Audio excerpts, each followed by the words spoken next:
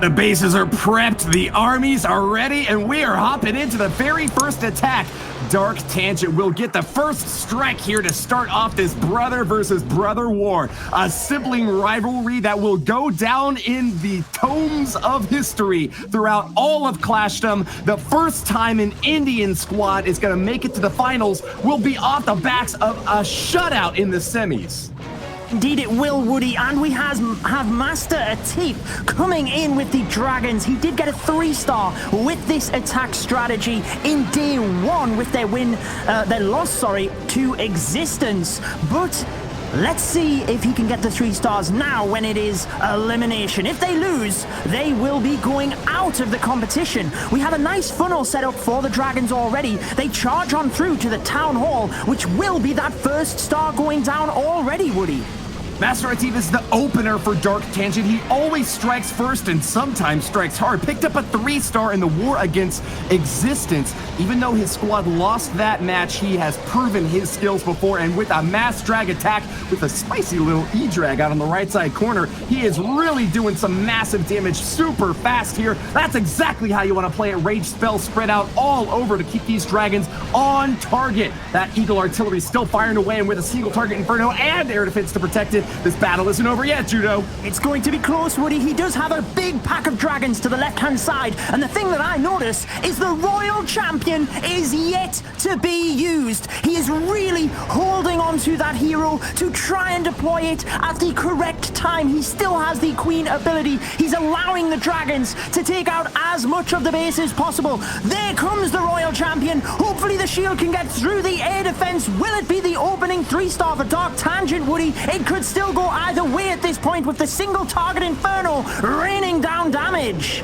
There she goes! There she goes again! Racing through my brain, and I just can't contain this feeling that remains. Such a close hit for Master Atif, but the Royal Champion, not enough this time. Off to the best start yesterday in their War to Nova Imperium. They actually went 2-3 stars behind and still managed to get the victory. So their confidence will be high, but it is the MVP currently of Indian Clashes 11 who is kicking off this war for them. Super strong hitter, a 2-star, 97% in his first war, backed it up with a 3-star right after that against Tribe Gaming.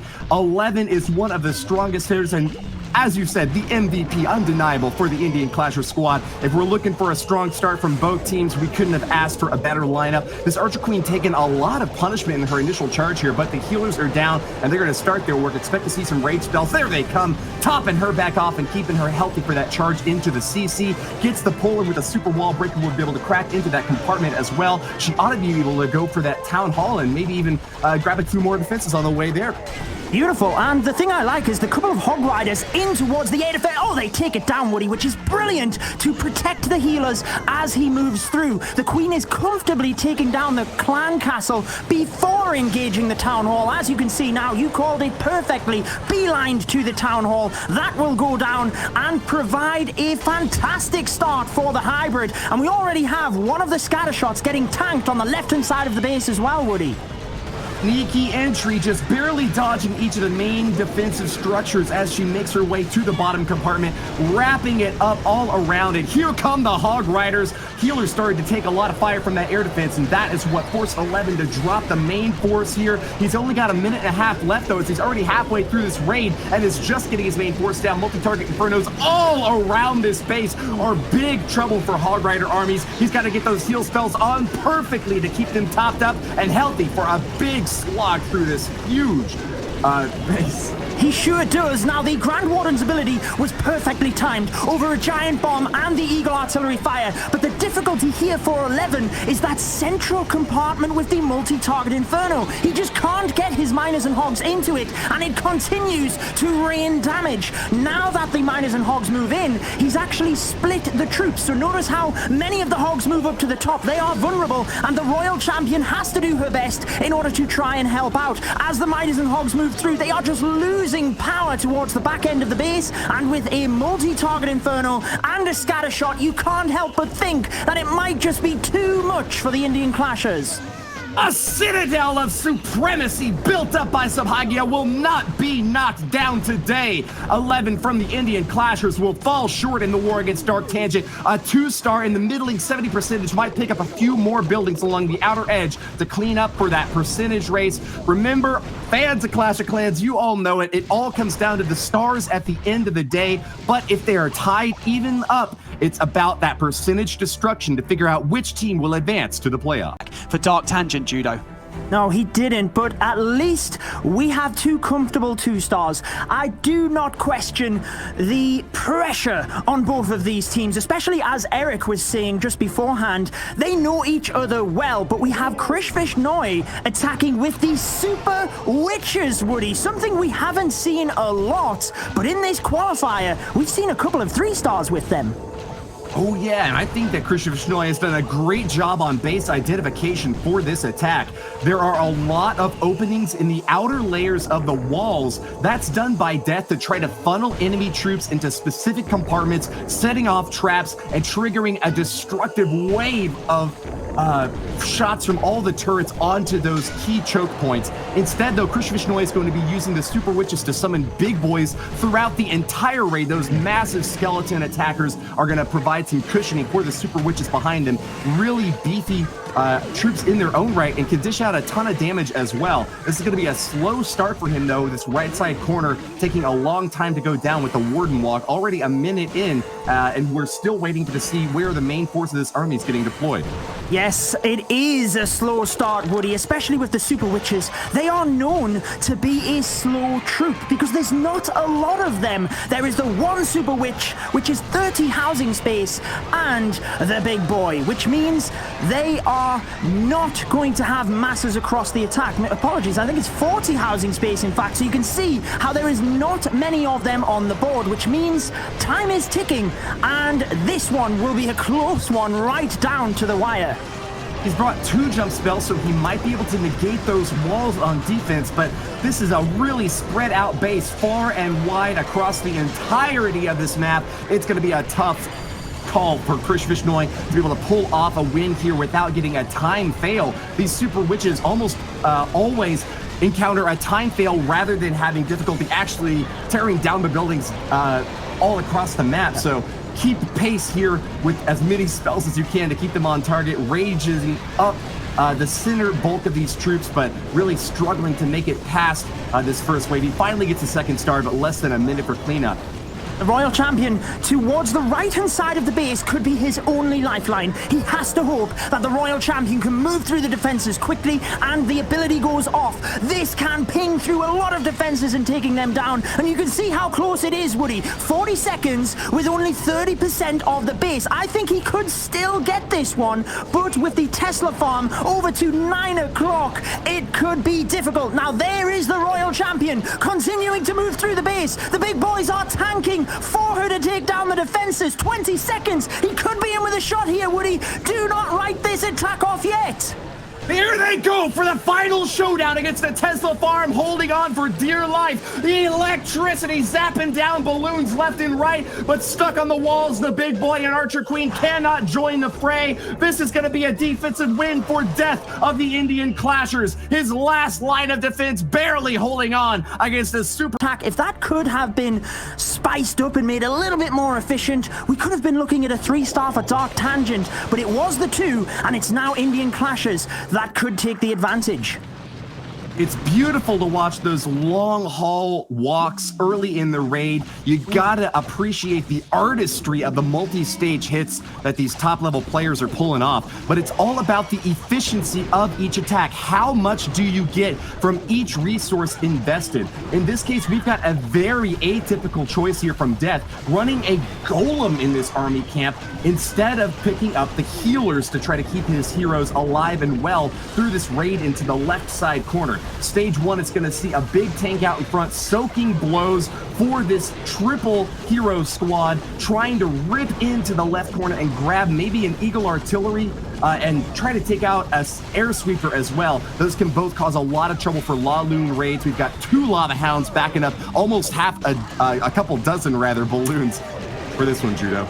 Indeed, and the thing I like here, Woody, is the entirety of the left-hand side of the base is down, which means the lava loon can easily track through the base. Now, you might have noticed there was a couple of balloons coming in to the short-range archer tower. That is to try and help with pathing, but he is struggling with the troops. Oh, the queen goes down. Can he get the rest of the troops with the poison? And it looks like the Inferno Dragon survives, Woody. Just a tiny sliver of hit points there. Even a minion could take it down if it gets the lock, which it ought to. They're walking into range. Anything. A few more added on, and that'll be enough for Death to take out the Inferno Dragon. But keep an eye on the main phase of the raid now, forcing out a freeze spell. That scatter shot was looking awfully scary, but Death has got a plan for everything, and here he comes. He is inevitable. Just like Thanos, he is sweeping through, snapping his fingers, and buildings go down. Another one goes down.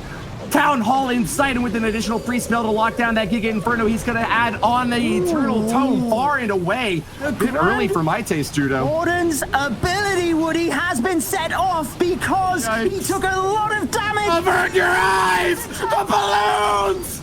Pop! Oh, they get through just, but it's not going to be enough to finish off the base because of the ability. That is why you need the ability over the Town Hall with a Lava Loon attack, Woody. Yikes, yikes, yikes. That was a big hit for those poor loons. Some of them survived thanks to the life orb provided by that Grand Warden. But wow, we are running short on troops and short on time as well. Doing our best to make our way through a single target Inferno. The Dragon's been able to lock on support from the Grand Warden. We'll be able to pop it. Oh, no, get it down. And that's going to be the last line of defense, holding on yet again. No 3 stars at all, Judo, for this war so far. Yeah, a shaky start by both of the teams. As Eric predicted, a low-scoring war so far. Maybe they do just know each other incredibly well. We got to recoup. There's no time to lick our wounds. Sabhagya is moving in for the next hit now for Dark Tangent. He's got a Yeti Smash army with 3 witches to go the distance. A jump spell added on top for a base that's really spread out. Lots of walls separating the innards here, but once you kind of crack through that one layer, if he drops that jump spell maybe near where that Barbarian King plinth is, he should have access to a lot of this base.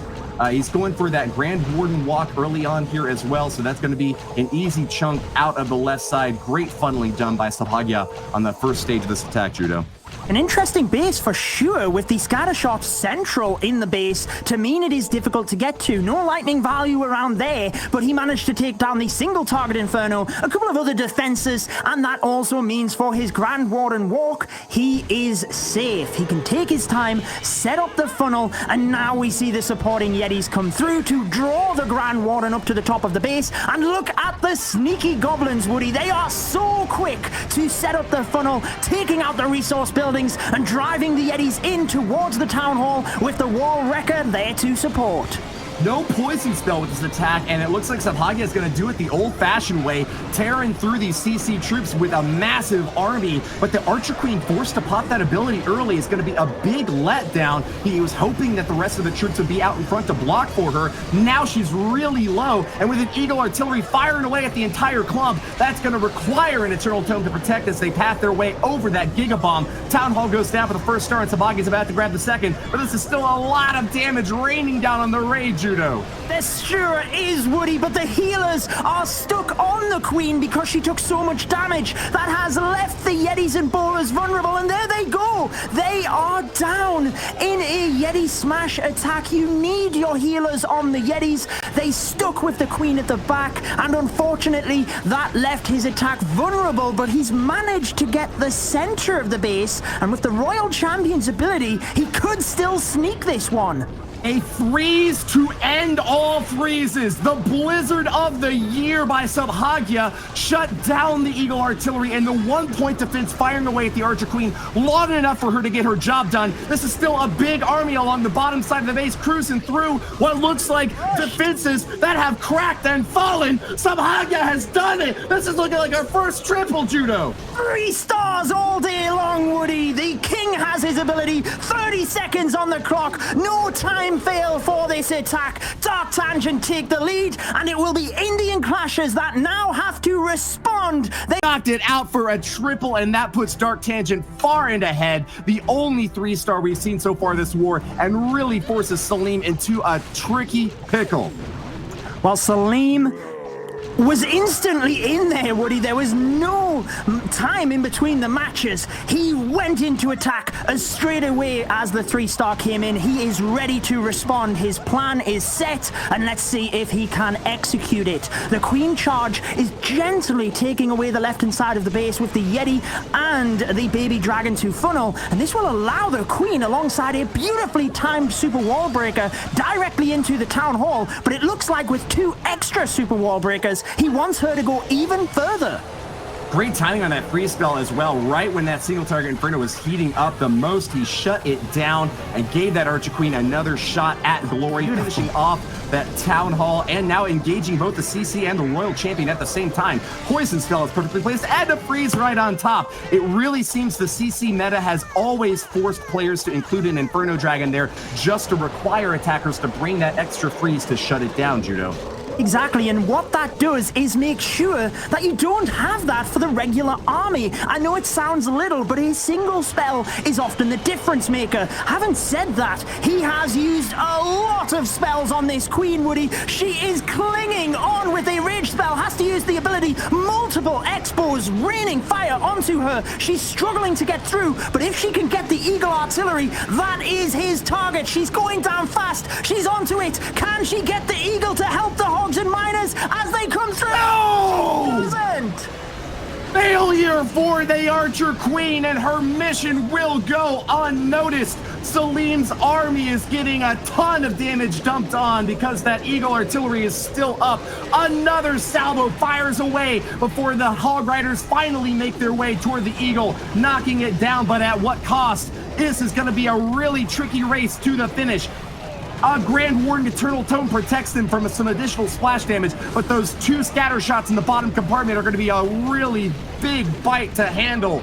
Indeed they are, Woody. He does have a couple of miners onto the remaining scatter shot, but what I believe is he must have came in towards the single target Infernos to try and protect the Royal Champion to the end. Normally you would take out the major defenses first, being the scatter shots, so I am surprised that he didn't draw the Hogs and Miners in direct to the 6 o'clock area where the scatter shots were. I was focused on the Queen, didn't quite see what was up to the top of the base, but either way, it's a great percentage, but it's just not going to be enough for the Indian Clashers to respond.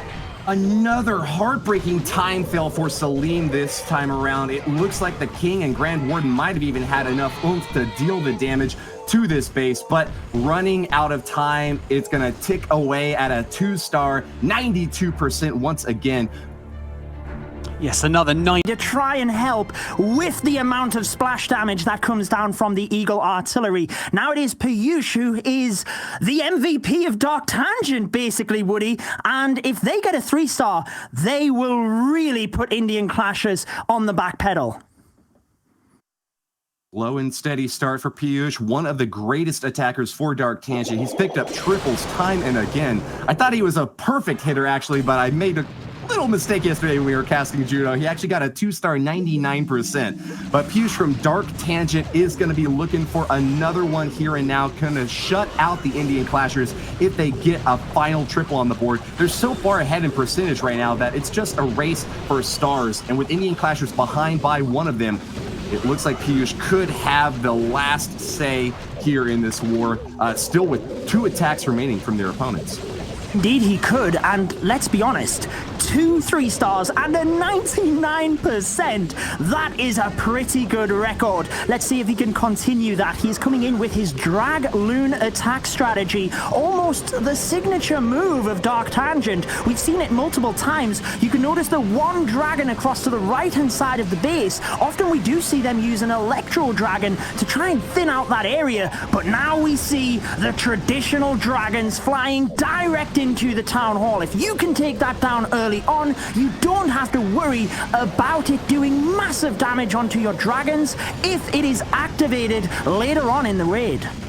This is just one dragon with that eternal tome, but the big part of the army has been well protected. Single target Inferno heating up on a poor Archer Queen. Will she wander out of range? No, it's going to require a free spell to keep her safe. All the dragons are stacked up on top of each other, though, and that's looking a little bit dicey here for Piyush. Oh, I'm so surprised he didn't press the king's ability to try and draw the queen in towards the single. He gets fortunate with a couple of the dragons moving across and taking it down, but with an ice golem looming, is this going to be danger for Dark Tangent? When the ice golem is popped on defense, it will freeze his troops. Fortunately, the royal champion is out of range and might be able to reach the back end air defense, Woody.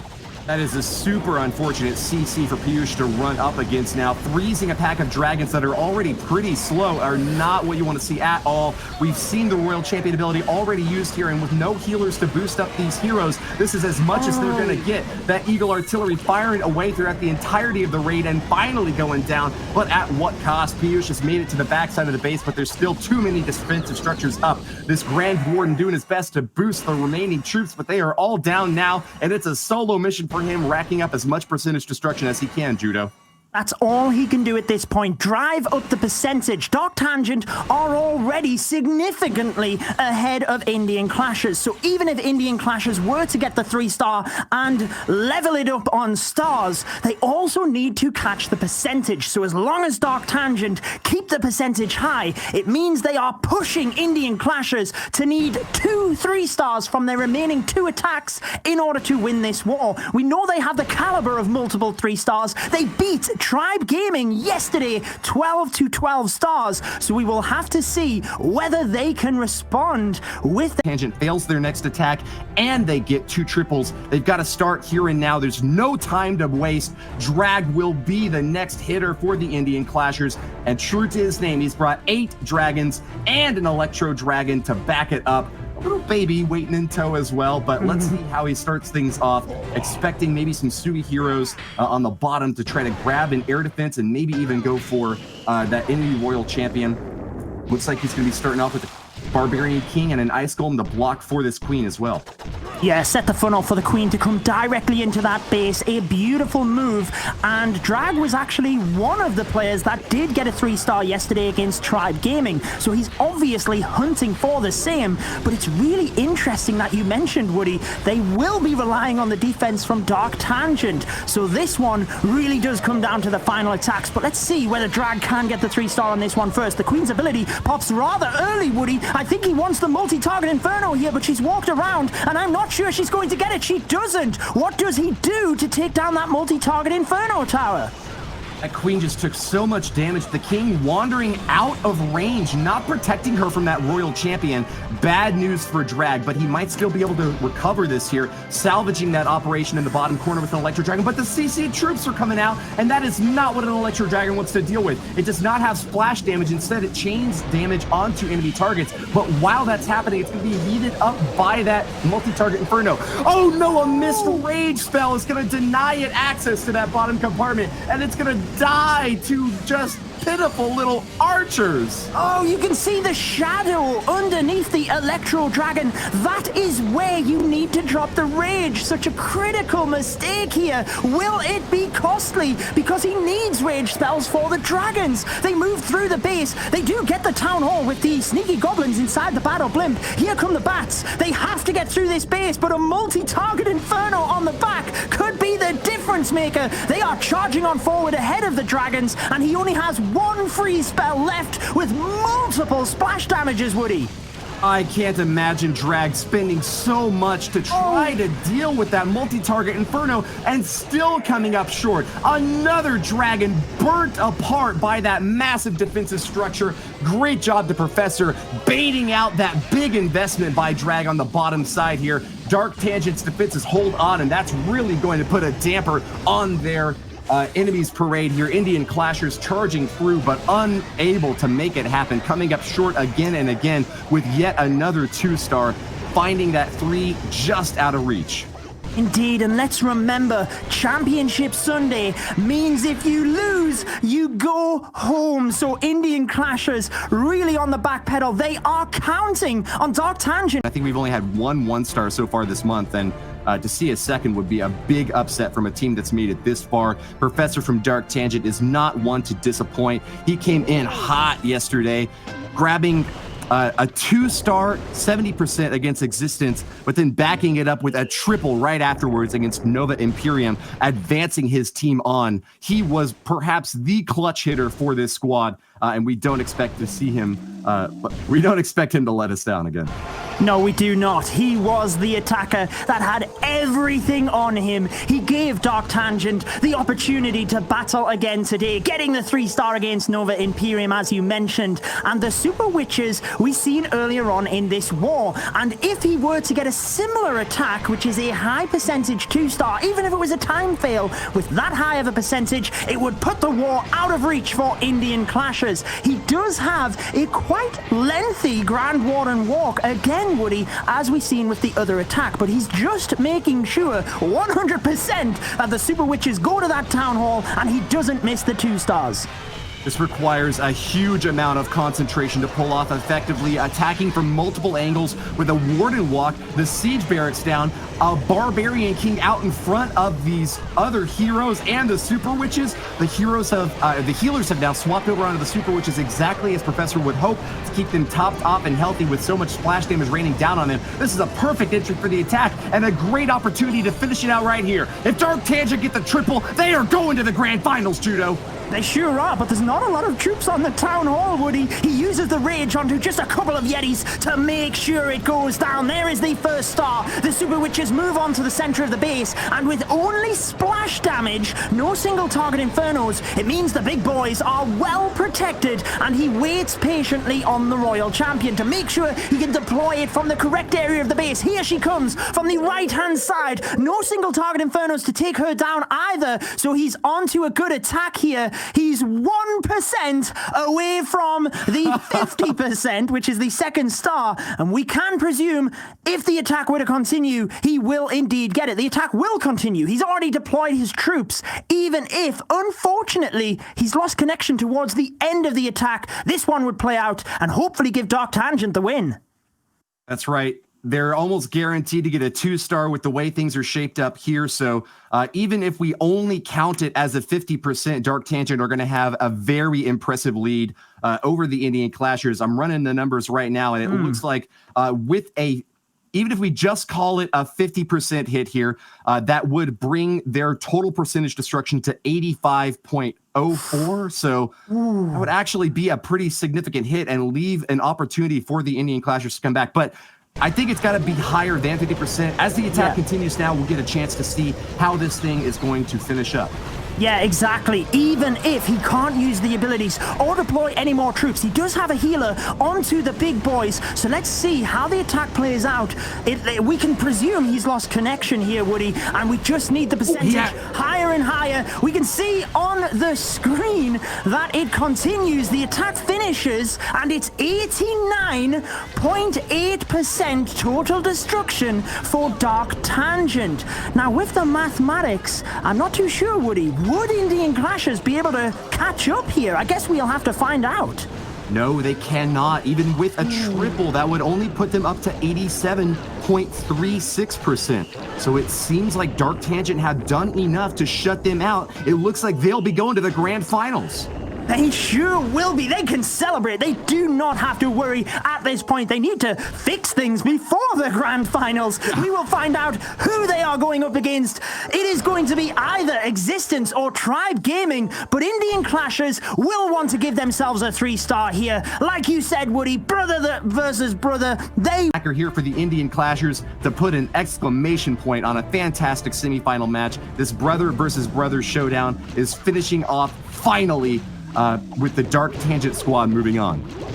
Well, I was able, Woody, to interview both of these teams on the COC Esports Twitter page, and they were asked what would happen if you faced each other, and they all said it would be a fun match. And let's remember, Clash of Clans is there to be enjoyed as well, so I really hope that both teams have had a fantastic day. Now, unfortunately, confirmation is in. Indian Clashers, as you mentioned, cannot catch up. It will be Dark Tangent moving forward, but let's see if Serial Killer can indeed get that 3-star.